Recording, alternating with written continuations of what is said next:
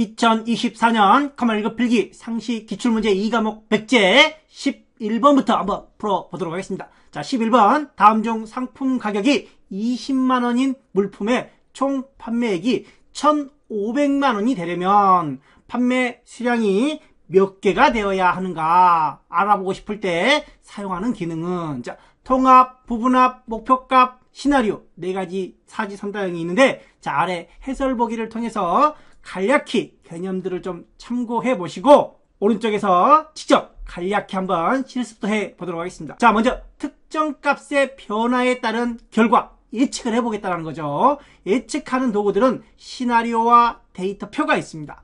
자, 표 형태로 표시해 주는 건 데이터표이고, 시나리오는 별도의 시트에서 예측 결과를 만들어준다. 자, 비슷한 형식의 데이터 결과 요약은 부분합, 통합이 있으며, 자, 합뿐만 아니라 평균, 최대, 최소 등 다양한 계산을 할 수가 있습니다. 자, 아무튼 요약을 하는 건 부분합과 통합이 있으며, 통합하여 요약해 주는 것은 통합에 해당하며, 부분합은 하나로 통합하지 않고 그룹끼리 모아서 계산한다. 자, 오른쪽에서 간략히 한번 설명을 좀 드려보겠습니다. 자, 먼저 통합부터 한번 보겠습니다. 통합이란, 자, 표 1에 있는 내용, 표 2에 있는 내용, 표 3에 있는 내용, 이 3개의 형태를 여기 하나로 통합을 시키겠다라는 겁니다. 데이터에 들어와서 통합으로 한번 들어가 보겠습니다. 통합에, 자, 여기에 합계도 있고 평균, 최대, 최소 여러 가지 함수들이 있습니다. 자, 그 중에서 첫 번째 참조 영역은 이 표 1에 해당하는 거, 추가, 표 2에 해당하는 거, 추가, 표 3에 해당하는 거, 추가, 그리고 첫 행과 왼쪽 열을 체크를 해줍니다. 자, 그런 다음에 여기 원본 데이터의 연결이라는 부분인데, 같은 시트에 있는 것들은 체크하지 않습니다. 서로 다른 시트에 있는 각각의 자료들이 서로 다른 시트에 존재한다면 반드시 원본 데이터의 연결을 체크해 주셔야 됩니다. 백제 문제풀이 중 뒤에서 또 나오는 유형이니까 그때 가서 다시 또 설명을 드리도록 하고, 여기서는 동일 시트니까 이 부분을 체크하지 않고 합계를 누르면 이렇게 서울에 134개, 서울 이 3개를 합쳤더니 134개가 된다는 겁니다. 자, 각각의 데이터들을 하나로 통합해 주는 게 통합이다라는 겁니다. 두 번째, 부분합을 한번 살펴보겠습니다. 자, 부분합은 여기 서울이 있습니다. 이 서울끼리 먼저 모아줘야 됩니다. 여기는 이렇게 서울을 하나로 모아서 별도의 표에 만들어주는데, 여기는 서울끼리 모아줘야 된다는 겁니다. 그래서 이렇게 블럭을 잡고 정렬에 들어가서, 자, 이 부분을 지점명 순으로 정렬을 시키겠습니다. 자, 그래서 부분합의 전제 조건은 정렬이다라는 걸 꼭 기억을 해 주시기 바랍니다. 자, 이렇게 정렬이 되어 있다라고 한다면 이렇게 다시 블럭을 잡아서 부분합에 들어가서 지점명별로, 자, 판매 수량의 합계를 구하겠다, 개수를 구하겠다, 평균을 구하겠다, 이렇게 현재 합계로 한번 들어가 보겠습니다. 자, 그랬더니 광주의 합계, 대구의 합계, 요약이라고 되어 있지만 이게 합계입니다. 자, 각 이렇게 지역별로 합계 수량을 구할 수 있다는 겁니다. 통합과 부분합은 어떻게 보면 같은 동일한 결과를 만들어내긴 하지만 전혀 다른 형태의 결과라는 거 참고해 주시고, 자, 이번에는 목표값 찾기까지 한번 살펴보겠습니다. 자, 목표값 찾기 현재 합계가, 이 판매 수량의 합계가 266입니다. 자, 그런데 이걸 300으로 좀 맞춰보고 싶어요. 300으로. 그래서 보니까 대전이 제일 적은 것 같아요. 대전을 조금 조작해서 여기를 한번 300으로 맞춰보려고 하는 겁니다. 즉, 합계가 300이 되려면 대전의 판매 수량이 몇 개가 되어야 되는지 파악을 해보고 싶다는 겁니다. 가상 분석에 목표값 찾기에 들어와서, 자, 이 합계가 수식 셀, 계산된 셀입니다. 합계가. 자, 이 합계가 얼마가 되려면 300이 되려면, 이때 보면 이 부분과 이 부분은 클릭을 해서 셀 주소를 참조할 수 있습니다. 그런데 이 찾는 값은 셀 주소를 참조할 수 없고 반드시 숫자 값을 직접 입력을 해 주셔야 된다는 거. 자, 그렇게 해서 찾는 값, 이 합계를 300으로 만들려면 무엇을 바꾸려고요? 대전의 판매 수량을 바꾸겠다. 확인 눌러주시면, 자, 300으로 나오면서 대전의 판매 수량이 49개로 변하는 걸 확인할 수가 있습니다. 자, 그런 것처럼 현재 문제를 한번 그럼 살펴보겠습니다. 자, 상품 가격이 20만원인 제품이 있는데 이 제품의 총 판매액을 1,500만원으로 만들려고 하는 겁니다. 자, 아까 우리는 300으로 만들려고 했을 때 대전에 판매 수량을 조정했죠. 자, 판매 수량이 몇 개가 되어야 되는지 이런 것들을 파악하는 문제가 목표값이라는 거. 시나리오 관련 문제, 데이터표 관련 문제들은 뒤에 백제 문제에서 다시 또 언급되고 있으니까 그때 또 설명을 드리도록 하겠습니다. 자, 그럼 여기서는 중요한 건 찾는 값에는 셀 주소를 입력하지 않는다라는 것까지 같이 정리를 좀 해 주시길 당부드리면서 11번째 문제를 이렇게 마무리하고 12번째 문제로 한번 들어가 보겠습니다. 계속해서 12번째 문제. 다음 중 날짜 데이터의 자동 채우기 옵션에 포함되지 않는 내용은, 자, 예를 들어서 여기다가 임의의 날짜를 한번 입력을 해보겠습니다. 2024년 10월 5일이라고 입력을 하고, 자, 이때 마우스 오른쪽으로 채우기 핸들을 합니다. 그리고 연속 데이터에 들어가면 여기에 보시면 일, 평일, 월, 연, 일, 월, 연, 평일 단위로만 날짜 단위를 정하겠다라는 의미로 기억을 해주시면 될 것 같습니다. 자, 그래서 옳지 않은 것은 일, 월, 연, 그리고 평일입니다. 주는 없다라는 겁니다. 자, 이렇게 해서 12번째 문제 정리를 해주시고 계속해서 13번째 문제 살펴보도록 하겠습니다. 엑셀의 참조라고 하는 건 우리가 계산할 때 는 하고 이렇게 셀을 찍어주시면 셀 주소가 나오는 걸 참조라고 합니다. 이렇게 영문자와 숫자만 있는 경우를 우리는 상대 참조라고 하고, F4를 눌러서 영문자 앞에 숫자 앞에 이렇게 나타나는 걸 절대 참조라고 하고, F4 펑션 키 F4입니다. F4를 한 번 더 누르면 숫자 앞에만, 또는 다시 한 번 누르면 영문자 앞에만 이렇게 나타나는 걸 우리는 혼합 참조라고 합니다. 자, 어찌됐든 셀 주소를 선택해서 표시하는 걸 참조라고 하는데, 참조는 워크시트의 셀이나 셀 범위를 나타내며 수식에 사용할 값이나 데이터를 찾을 수 있다. 두 번째, 문자를 열로 참조하고 숫자의 행을 참조하는 A1. 자, 이런 식으로 영문자 앞에 숫자 뒤에 이렇게 영문자가 열입니다. A열, B열, C열. 그래서 열이 먼저 나오고 뒤에 숫자는 11행 이런 식으로 행 번호를 나타낸다. 그래서 A1 참조, 상대 참조 기본입니다. 상대 참조 스타일이 기본적으로 사용된다라는 겁니다. 자, 세 번째, 통합 문서의 여러 워크시트. 여기서는 이 단어가 중요합니다. 여러 워크시트. 하나의 워크시트가 아니라 여러 워크시트에 있는 동일한 셀 데이터나 셀 범위를 데이터 분석하려면 2차원 참조 스타일인 R1C1 참조 스타일을 사용한다. R1C1은 굳이 상관없고, 자, 여기서도 2차원이 아니라 여러 워크시트에 있는 자료를 참조할 때는 2차원이 아닌 3차원 방식으로 설정을 해 주셔야 되는 겁니다. 자, 밑에 해설 보기를 한번 보겠습니다. 3차원 참조란 여러 워크시트의 동일한 셀 데이터나 셀 범위 데이터에 대한 참조 시 사용한다. 예를 들어서 자, 시트 1과 시트 3까지, 시트 1에서부터 시트 3까지의 B1 동일한, 시트 1에서부터 시트 3까지 동일한 B1의 계산, 시트의 내용을 합 계산하고 싶다라는 겁니다. 시트 1과 시트 3 사이에 B1 셀 합계를 계산할 때 첫 번째 시트의 뒤에는 셀 주소가 오지 않습니다. 두 번째 시트 뒤에 셀 주소가 온다라는 겁니다. 이때 이런 것들을 우리는 3차원 참조라고 합니다. 어떤 경우 여러 워크시트의 데이터를 계산할 때, 자, 이때 시트 1과 시트 3 사이에 1, 2, 3이 있겠죠. 이 사이에 삽입되는 시트는 자동으로 합쳐서 계산이 됩니다. 반대로 시트 1과 시트 3 사이에서 삭제되거나 이동되는 경우에는 계산에서 자동 제외된다라는 겁니다. 3차원 참조, 같은 시트 내에서는 2차원 참조만 가능합니다. 자, 그러면 R1C1은 뭐냐? 자, R1C1 한번 보겠습니다. 현재 A, B, C, D 열머리 글이 있습니다. 이쪽에는 행머리 글이 있습니다. 즉 영문자와 숫자가 있는데 이 부분 파일에서 자, 옵션에 들어가서 보시면 수식에서 R1C1이라는 게 있습니다. 자, 그러면 열도 A, B, C, D에서 숫자로 바뀌어버리죠.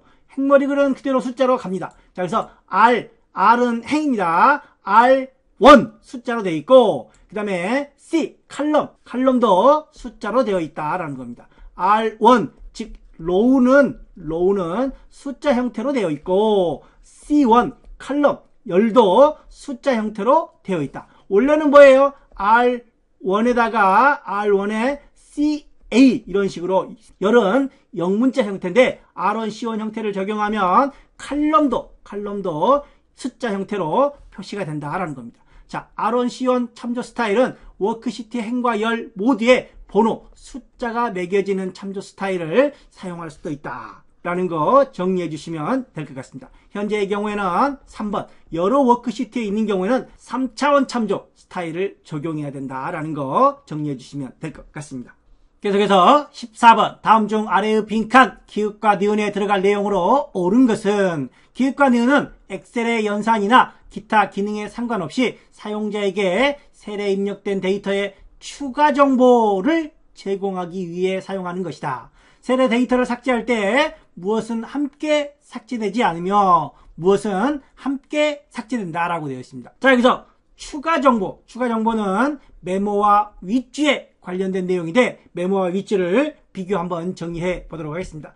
자, 먼저 메모부터 한번 넣어보겠습니다. 메모 여기 데이터가 입력된 셀에 마우스 오른쪽 버튼 눌러서 메모 삽입이라는 게 있습니다. 또는 단축키 Shift F2를 눌러서 메모를 삽입할 수 있습니다. 빈 셀에서도 Shift F2를 눌러서 메모를 삽입할 수가 있습니다. 자, 반면에 윗줄은 자, 여기 내천 모양이 있습니다. 내천. 자, 홈 메뉴에 내천자가 있는데 텍스트가 입력된 셀에 내천자를 클릭을 하고 윗줄 편집을 누르고 이렇게 임의의 텍스트를 넣어줍니다. 그런데 안 보이네요. 자, 윗줄은 바로 입력하면 바로 표시되지 않고 이 부분을 다시 클릭해서 윗줄 필드 표시를 클릭을 해야만 윗줄의 내용이 나타납니다. 자, 윗줄은 위에 주석을 걸어주는 거다. 메모는 별도의 이렇게 메모 모양을 만들어주는 거죠. 메모도 안 보이네요. 메모도 마우스를 갖다 대면 보이고 옆으로 치우면 안 보입니다. 마우스 오른쪽 버튼 눌러서 메모를 항상 표시하도록 이렇게 해줄 수도 있습니다. 자, 메모의 특징은 빈 셀에도 가능하다. 그러나 윗줄은 빈 셀에서 한번 넣어보겠습니다. 자, 내천자를 클릭해서 윗줄 편집 자체, 입력 자체가 안 된다는 겁니다. 즉, 메모는 빈 셀에 가능하지만 윗줄은 빈 셀에 적용을 할 수가 없다. 자, 따라서 이 텍스트를 지워도 빈 셀에 메모가 삽입이 가능하기 때문에 메모는 지워지지 않고 그대로 남아있지만 윗줄은 빈 셀에 삽입이 불가능하기 때문에 텍스트 내용을 지우면 윗줄도 함께 지워진다는 겁니다. 자, 그러면 내용을 한번 보겠습니다. 먼저 셀의 데이터를 삭제할 때 함께 삭제되지 않는다. 메모는 빈 셀에 삽입이 가능하므로 함께 삭제되지 않는다라는 거죠. 그러나 무엇은 함께 삭제된다. 윗줄은 빈 셀에 삽입할 수 없으므로 텍스트 내용이 지워지면 윗줄도 함께 지워진다라는 거. 1번이 정답이 될 것 같습니다. 자, 내용 정리해보면 메모는 빈 셀에 삽입 가능하므로 셀 데이터를 삭제해도 메모는 삭제되지 않지만 윗줄은 빈 셀에 삽입되지 않기 때문에 데이터 삭제 시 윗줄도 함께 삭제된다. 또 참고 정리해보면 메모는 입력된 텍스트 중 일부분 서식 변경이 가능하지만 자, 이렇게 메모가 있다고 할 때 메모 편집에 들어가서 메모를 표시하고 메모 편집에 들어와서 이 부분 중 블럭을 부분만 잡아서 메모 서식에 들어와서 일부만 글꼴을 변경하거나 글꼴 색을 이렇게 변경을 시킬 수가 있습니다. 그러나 윗줄의 경우에는 다시 여기다가 윗줄을 한번 집어 넣어 보겠습니다. 자, 윗줄의 경우에는 부분적으로 적용이 안 된다는 겁니다. 다시 윗줄을 그대로 표시를 하고 자, 이 부분에 들어와서 윗줄 설정이라는 게 있습니다. 윗줄 설정. 자, 블럭 잡아지지 않습니다. 자, 글꼴에 들어와서 이렇게 굵게 그다음에 빨간색 적용을 하면 윗줄 전체에 대한 텍스트는 서식은 변경이 가능하지만 부분적으로는 안 된다.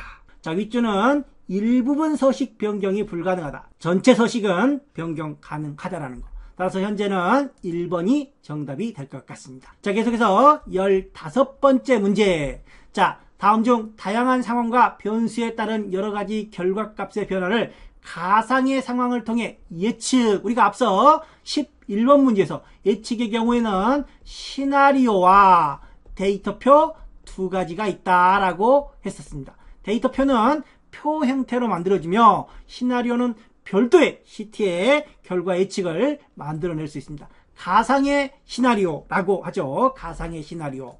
자, 그래서 특정 셀의 변경에 따라 결과를 예측할 수 있으며 별도의 시트에 만들어냅니다. 단 별도의 파일로 저장은 할 수 없다라는 것까지 정리를 좀 해 주시기 바랍니다. 자, 이렇게 해서 15번에는 1번이 정답이 될 것 같습니다. 계속해서 16번 문제 살펴보겠습니다. 다음 중 아래의 가로 안에 들어갈 단추명이 바르게 연결된 것은, 자, 매크로 대화 상자가 있습니다. 매크로 대화 상자 먼저 잠시 한번 살펴보고 오겠습니다. 자, 여기 먼저 서식 설정이라는 단추가 있습니다. 서식 설정 눌렀더니 이 부분에 선과 색이 채워지는 겁니다. 서식 지우기를 눌렀더니 이 부분이 모두 지워집니다. 매크로란 반복되는 동작들을 이런 단추 하나를 이용해서 빠르고 쉽게 처리하는 것들을 매크로라고 합니다. 자, 그러면 개발 도구에 가면 매크로가 있습니다. 현재 매크로 1과 매크로 2 두 개가 있습니다. 매크로 1은 서식 설정이고 매크로 2는 서식 지우기입니다. 자, 매크로 1을 이 서식 설정이라는 이름으로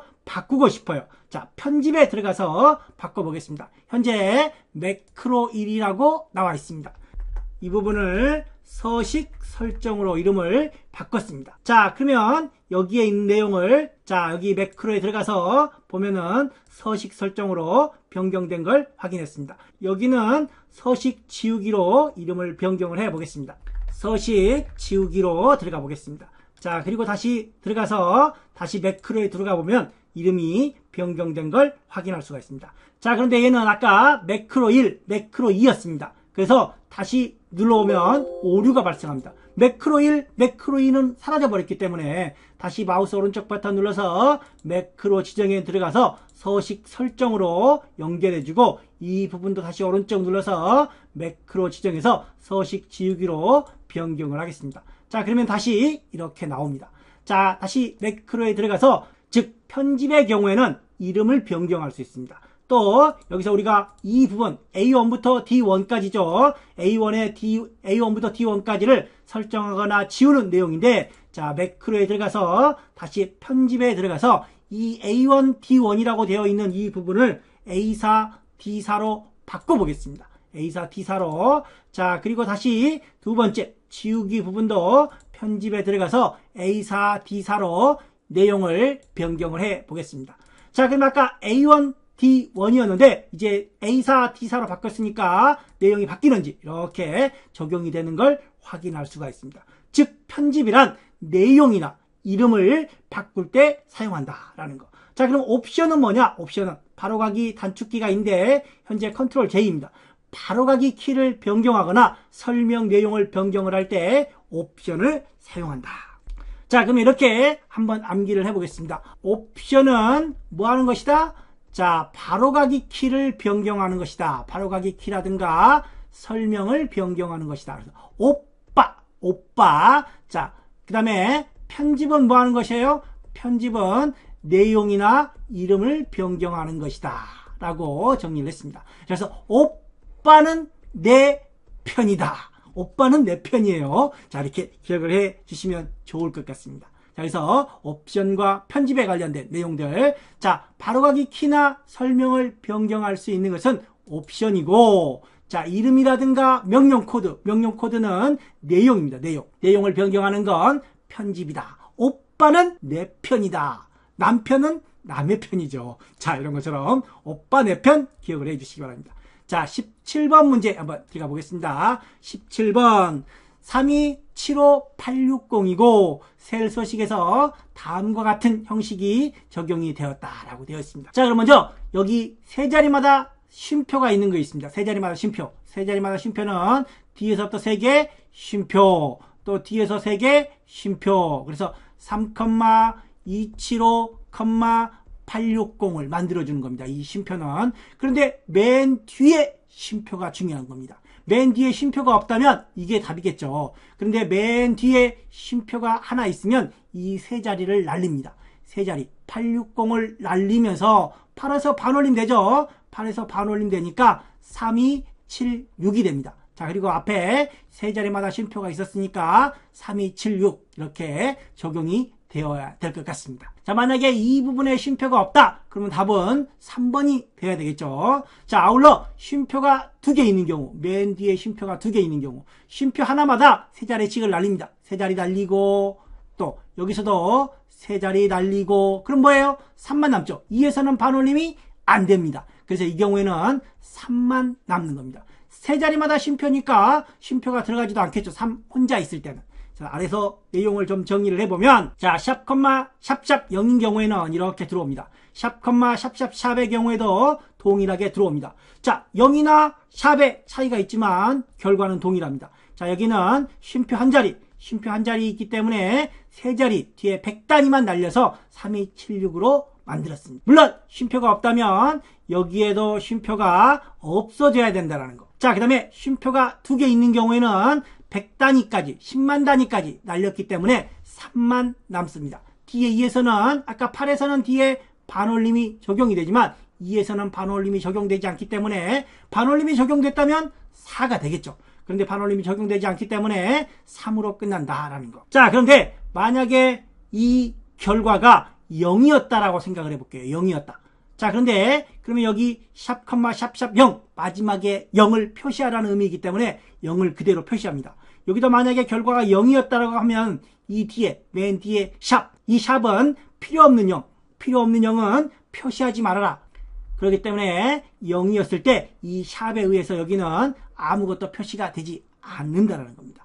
이 0은 무효의 0이라도 그대로 표시를 하지만 이 샵은 무효의 0, 쓸데없는 0만 달랑 있을 때는 그 0은 표시하지 말아라 라는 의미로 정리를 해 주시기 바랍니다. 유사 문제에 다수 출제되었다라는 내용이니까 꼭 정리를 좀 해 주시기 바랍니다. 쉼표가 있는지 없는지, 맨 뒤에 쉼표가 있는지 없는지, 하나가 있는지, 둘이 있는지 각각 다 달라진다는 거 꼭 염두에 두시기 바랍니다. 현재의 경우에는 4번이 정답이 될 것 같습니다. 계속해서 18번 문제 살펴보도록 하겠습니다. 자, 18번 문제. 우리가 앞서 학습 전략 말씀드릴 때 함수는 과감히 버리자, 포기하자 라고 했던 거 기억하시죠? 자, 그런데 이런 부분들은 함수가 아니라 그냥 영어 단어예요. 영어 단어. 자, 로우 뭐예요? 행이라는 뜻이죠. 로우, 행. 칼럼은 열. 여기도 칼럼은 열 그런 말입니다. 이소드는 홀수냐라는 겁니다. 이스이브는 짝수냐라는 뜻입니다. 자, 여기도 이소드 홀수. 자, 이스이브는 짝수. 이런 영어 단어만 알면 풀 수 있는 문제입니다. 자, 그래서 홀수열에만 그랬습니다. 홀수열에만. 홀수열 3번이 정답이 된다는 겁니다. 만약에 짝수행 그러면 2번이 되겠죠. 짝수열 이렇게 됩니다. 직접 18번 시트를 통해서 여러분들이 간단하게 실습도 해보실 수 있을 것 같습니다. 자, 18번 이렇게 블럭을 잡고 자, 홈에 들어와서 조건부 서식에 들어와서 새 규칙에서 수식을 사용하여 수식 함수죠. 자, 여기다가 한번 간단하게 3번 내용만 한번 확인해 보겠습니다.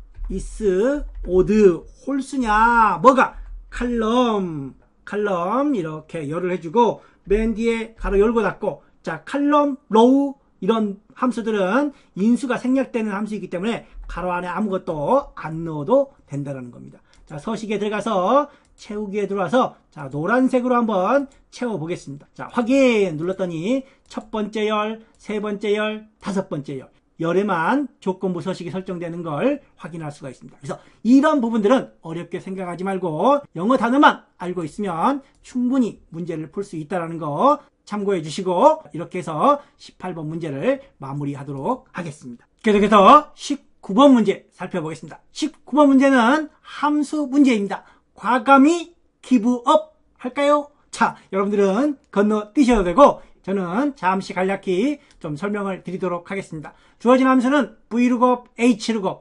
Xlookup 2021 버전에 새롭게 나온 함수 중 하나가 Xlookup입니다. 따라서 해당 문제는 신유형 Xlookup이 정답인데 신유형 문제로 정리를 좀 해봤습니다. 자, Xlookup을 설명드리기 전에 Vlookup과 Hlookup을 먼저 간략히 설명을 좀 드려보겠습니다. 자, 성명 이서원이 있습니다. 이서원 이렇게 성명들 중에서 이서원의 직급이 대리입니다. 대리. 자, 여기는 이서원이라는 사람 이름이 가로로, 여기는 세로로 되어 있고 여기는 가로로 되어 있습니다. 자, 가로로 되어 있는 상태에서 이 밑에 있는 대리를 나타내야 되는 겁니다. 자, 그렇다면 찾고자 하는 값, 우리가 이서원을 찾아야 되는데 이 찾고자 하는 값이 세로로 되어 있다면 Vlookup 함수를 사용하고 이처럼 가로로 되어 있다면 Hlookup 함수를 사용해야 된다. 자, 그러면 여기도 한번 사용을 해 보겠습니다. 자, 찾을 값이 먼저 오죠. 자, VLOOKUP 함수가 들어오고 찾을 값 뭐예요? 이서원을 찾아라. 쉼표 어디에서? 열에서 찾으니까 버티컬 V입니다. 자, 그래서 이 범위를 스타트점으로 해서 이렇게 쭉 가야 됩니다. 자, 그리고 절대참조, 우리가 찾고자 하는 건 성명이지만 표시할 값은 직급입니다. 직급이 몇 번째? 첫 번째, 두 번째 있습니다. 자, 그리고 정확하게 이서원을 정확하게 이 시원 찾으면 안 되죠. 정확하게 찾아라 라고 옵션을 줍니다. 자, 그러면 대리가 됩니다. 자, 이 옆에서는 HLOOKUP을 이용해서 한번 찾아보겠습니다. 자, 는 HLOOKUP 함수를 주겠습니다. 자, 그리고 찾을 값은 역시 이서원입니다. 이번에는 열방향이 아닌 행방향이 있습니다. 행방향 함수는 horizontal HLOOKUP 함수를 사용합니다. 여기를 스타트점으로 시작해서 밑에까지 쭉 내려오고 우리가 찾고자 하는 값은 첫 번째에 있지만 표시할 값은 두 번째에 있습니다. 역시 정확하게 찾아야 되니까 false 또는 0을 줘도 가능합니다. 자, 이렇게 대리. 자, 그런데 이 문제의 경우에는 이름이 맨 뒤에 있어요. 자, 여기가 항상 스타트점이 되어야 되는 겁니다. 여기서부터 블럭을 잡으면 안 됩니다. 여기 찾고자 하는 값이 스타트에 있어야 된다. 찾고자 하는 값이 스타트. 여기서부터 블럭을 잡으면 안 된다는 겁니다. 찾고자 하는 값이 반드시 첫 열이나 첫 행에 있어야 되는 게 VLOOKUP, HLOOKUP입니다. 그런데 이번에는 이름이 맨 뒤에 있어요. 그러면 맨 뒤에서부터 거꾸로 찾아오네요. 자, 이런 첫 번째 열에 첫 번째 행에 있어야 되는 단점을 보완한 함수가 XLOOKUP으로서 XLOOKUP은 꼭 첫 번째 있지 않아도 풀 수 있다는 겁니다. 자, 그래서 는 XLOOKUP 함수를 주고 검색할 값은 이름입니다. 이서원. 자, 그리고 찾을 값 범위는 여기 이름이 되겠죠. 자, 그리고 절대 참조를 줘도 되고 안 줘도 됩니다. 하나의 셀에서 수식을 완성하기 때문에. 그리고 우리가 찾고자 하는 값은 직급입니다. 직급 절대 참조 줘도 되고 안 줘도 되고. 그리고 이 다음에 여기까지만 나와 있습니다. 현재는 여기까지만 나와 있는데 이 뒤에 찾지 못하는 경우, 자, 이렇게 찾지 못하는 경우를 여기서 오류라고 한번 넣어 보겠습니다. 오류. 자, 가로 닫고 엔터. 자, 이서원이 있으니까 대리를 찾는 거죠. 그런데 여기다가 이시원이라고 한번 넣어 보겠습니다. 이시원. 그랬더니 오류라고 나옵니다. 반면에 VLOOKUP, HLOOKUP은 해당 값을 찾지 못하면 샵 NA라는 오류 메시지를 나타냅니다. 그런데 XLOOKUP의 경우에는 뒤에 찾지 못할 때 어떤 내용도 표시할 수 있다라는 거. 자, 그 다음에 이 합계의 경우에는 여기가 합계가 되겠죠. 자, 찾을 값 범위, 표시할 값 범위 이렇게 주시면 될 것 같습니다. XLOOKUP 함수를 이용해서 찾을 값, 찾을 값의 범위, 표시할 값의 범위, 그 다음에 찾지 못할 때 오류라고 이렇게 표시를 해주시면 될 것 같습니다. 현재는 이시원이니까 못 찾는 오류로 표시를 한 겁니다.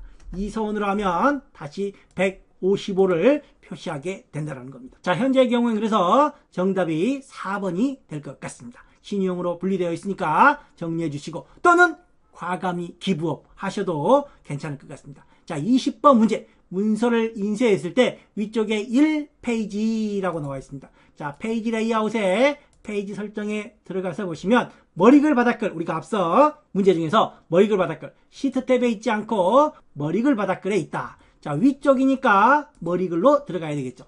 자, 그리고 이 1이 숫자 페이지 번호가 되겠죠. 자, 그래서 뭐 왼쪽, 가운데, 오른쪽 나눠져 있는데 위에다가 가운데에다가 한번 표시를 해보겠습니다. 여기 보면은 페이지 번호 삽입이 있습니다. 페이지 번호. 자, 여기다 오른쪽에다가는 이 부분 전체 페이지가 여러 개 겹쳐 있는 것처럼 보이죠. 이런 건 전체 페이지 수고 하나만 있는 거는 페이지 번호입니다. 자, 이때 맨 앞에 ND 연산자, 문자열 결합 연산자인 ND 연산자가 자동으로 따라 붙는다라는 거. 자, 그래서 이 ND 연산자와 함께 페이지 번호가 이 숫자 1입니다. 자, 그럼 맨 앞에 는을 하나 넣어줘야 되겠죠. 는. 자, 띄어쓰기가 있다면 띄어쓰기도 해 주셔야 될 것 같고. 근데 현재 보기에는 띄어쓰기가 없는 것 같아요. 띄어쓰기 없이. 자, 그 다음에 1이라는 숫자가 이 페이지 번호입니다. 그러면 뒤에 한 칸 띄우고 페이지를 넣어줍니다. 자, 그리고 여기 P도 대문자로 좀 주셔야 될 것 같아요. 대문자로.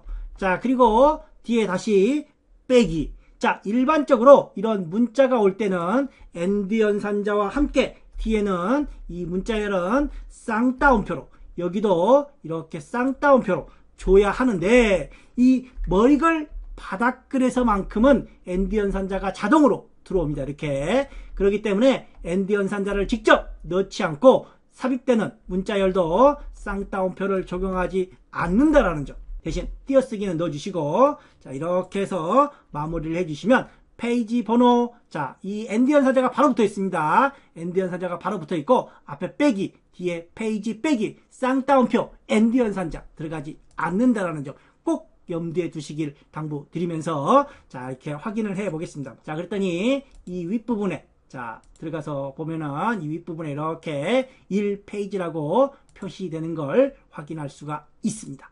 자, 이렇게 해서 20번에는 필드 기호와 함께 AND 연산자가 자동으로 사용이 되는 3번 내용이다. 자, 그리고 쌍따옴표, AND 연산자와 함께 쌍따옴표 등은 사용하지 않는 걸 꼭 정리해 주십시오. 현재 페이지 번호, 전체 페이지 번호, 전체 페이지 수 이렇게 함께 정리해 주시면 될 것 같습니다. 자, 이렇게 해서 20번 문제까지 풀어봤습니다.